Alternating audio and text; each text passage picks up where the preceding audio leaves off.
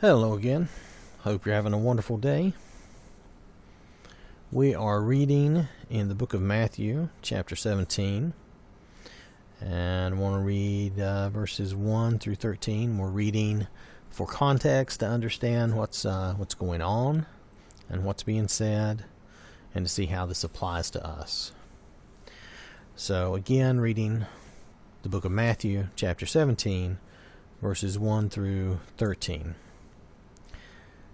This was, now this was just after, let's see. So, no, this was after 6 days. Okay, so this is 6 days later than chapter 16, what we had read in our previous session. So, chapter 17, and after 6 days, Jesus took with him Peter and James and John his brother, and led them up a high mountain by themselves. And he was transfigured before them, and his face shone like the sun, and his clothes became white as light. And behold, there appeared to them Moses and Elijah, talking with him. And Peter said to Jesus, Lord, it is good that we are here. If you wish, I will make 3 tents here, one for you, and one for Moses, and one for Elijah. He was still speaking, when behold, a bright cloud overshadowed them, and a voice from the cloud said, This is my beloved Son, with whom I am well pleased. Listen to him. When the disciples heard this, they fell on their faces and were terrified. But Jesus came and touched them, saying, Rise and have no fear. And when they lifted up their eyes, they saw no one but Jesus only. Let me adjust our screen here. And as they were coming down the mountain, Jesus commanded them, Tell no one the vision until the Son of Man is raised from the dead. And the disciples asked him, Then why do the scribes say that first Elijah must come?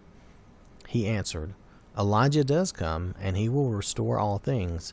But I tell you that Elijah has already come, and they did not recognize him, but did to him whatever they pleased. So also the Son of Man will certainly suffer at their hands.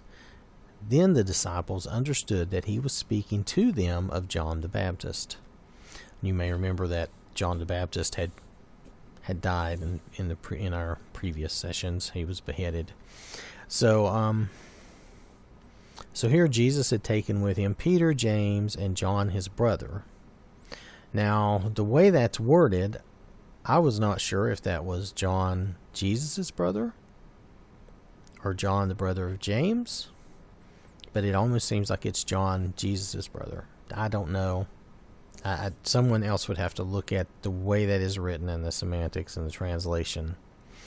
Nonetheless, Jesus was transfigured before them, and his face shone like the sun, and his clothes became white as light.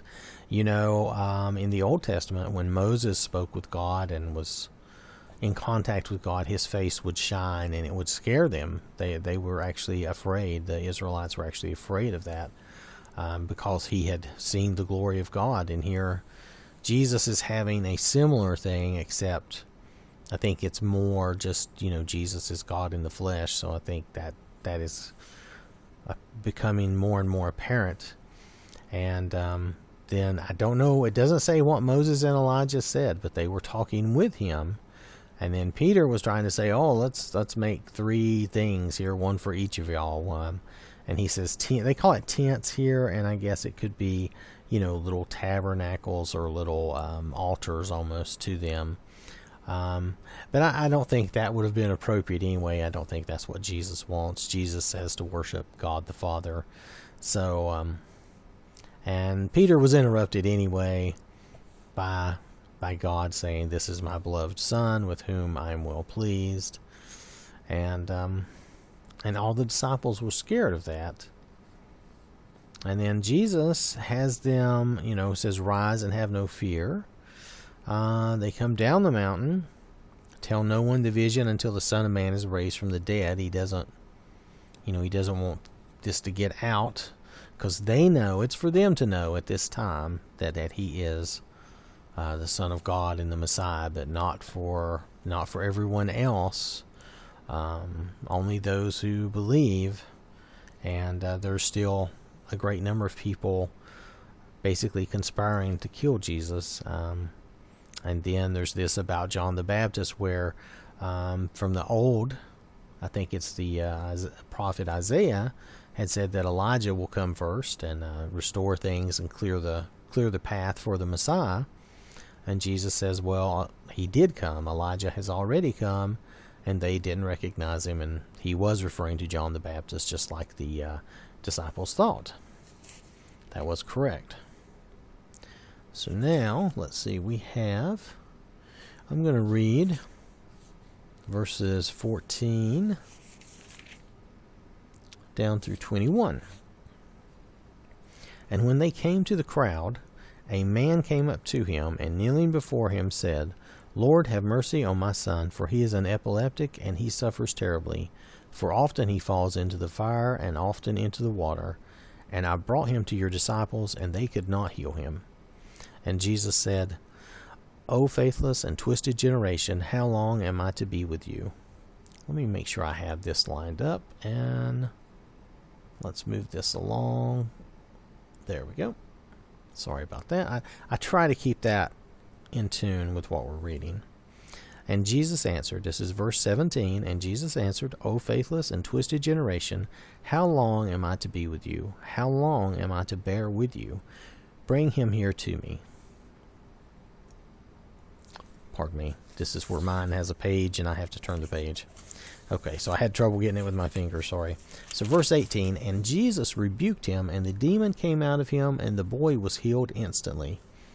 Then the disciples came to Jesus privately and said, Why could we not cast it out? He said to them, Because of your little faith, for truly I say to you, if you have faith like a grain of mustard seed, you will say to this mountain, Move from here to there, and it will move, and nothing will be impossible for you. Now, I have a note here in my Bible, and I've read this before, where some manuscripts have a verse here that says, But this kind never comes out except by prayer and fasting.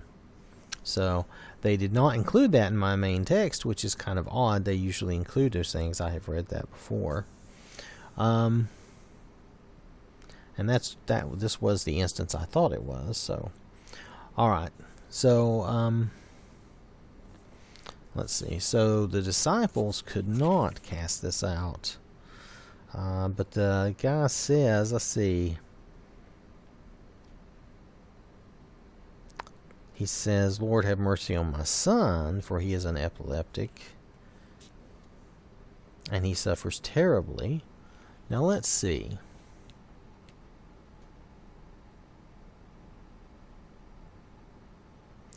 So let's look at the King James that we have there. So I want to see, Lord, have mercy on my son, for he is epileptic and suffered grievously. So oftentimes falling into the fire and oftentimes into the water. Okay, so that agrees. They are in agreement on that. And then you'll notice verse 21, but this kind goeth out, not out, save by prayer and fasting. So for some reason, this requires more effort, this particular type of problem or demon, because it says Jesus rebuked him and the demon came out of him and the boy was healed instantly. So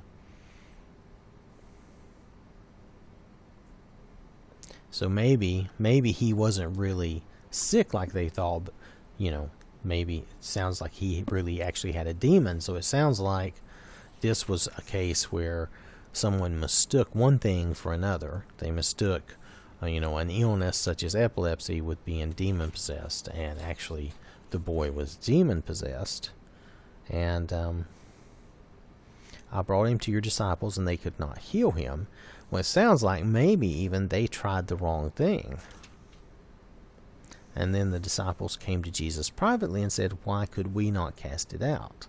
And he says, Because of your little faith, for truly I say to you, if you have faith like a grain of mustard seed, you will say to this mountain, move from here to there, and it will move, and nothing will be impossible for you. But this does say, But this kind goeth not out, but this kind never comes out except by prayer and fasting. So this sounds like this was something that was more difficult, and perhaps they weren't ready for that yet. And even though Jesus felt like if they had had faith, they would have been able to do it. So I will always err on the side of whatever Jesus says is correct. Okay? So regardless, that's just the way it is.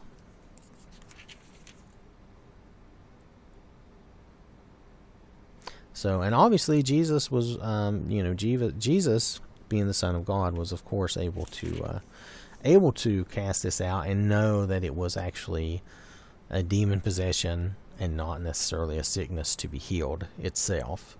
So I think that makes a difference too. Let me get us in position for our next verses here. Okay, so we're ready for verses 22 down through 27. And as they were gathering in Galilee, Jesus said to them, "The Son of Man is about to be delivered into the hands of men, and they will kill him, and he will be raised on the third day." And they were greatly distressed. Of course they were. They didn't want Jesus. Jesus was the Son of God, and he was the Messiah, but we have to remember, too, he was also their friend. He was someone they were there with every day, and that would have been, even as much as we love God and care about God and Jesus, they got to be there with him in a way that we didn't. And to them, it would be I don't know how else to say this, it would be a much more real, present, physical thing. Whereas for us, it is not a real physical present thing. Jesus is definitely here with us. There is even a verse where God says he will always go with you. But that's not the same. They were also friends. As well as disciples of Jesus, they were also friends with him. So of course it greatly distressed them. That makes perfect sense if you think about it. So, okay. So, now we're going to move down to verse 24. When they came to Capernaum, the collectors of the half-shekel tax went up to Peter and says, "Does your teacher not pay the tax?" He said, "Yes." And when he came into the house, Jesus spoke to him first. Do you see that?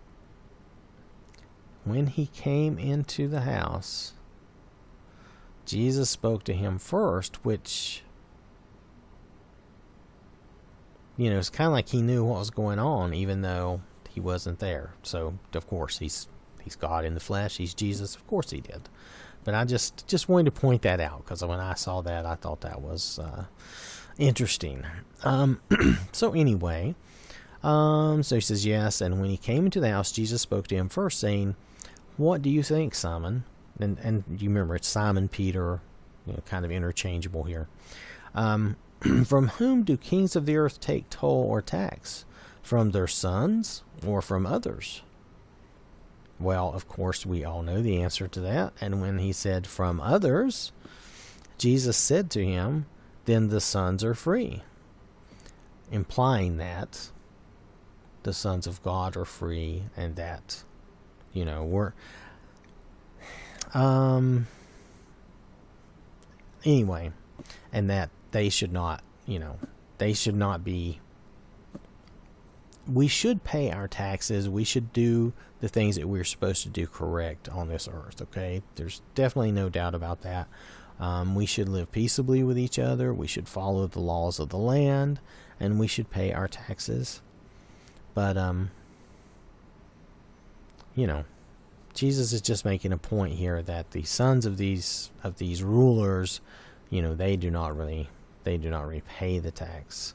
They are not taxed and told like ordinary people, the regular people, other people. So, however, not to give offense to them, go to the sea and cast a hook and take the first fish that comes up, and when you open its mouth, you will find a shekel. Take that and give it to them for me and for yourself. That way Jesus was, again, he's following the law of the land. He's setting the right example for us that we should go ahead and follow the law of the land. We should pay our share, pay our taxes, and move on. Not worry about that, not grumble and gripe about it. Just take care of business and go on. I mean, that's a fine example for all of us to follow. And Jesus was always our example in everything. And this is just a small little example there. And that is all of chapter 17. So I want to thank you for listening. When we come back in our next session, we'll start with chapter 18. So thanks again, and God bless you.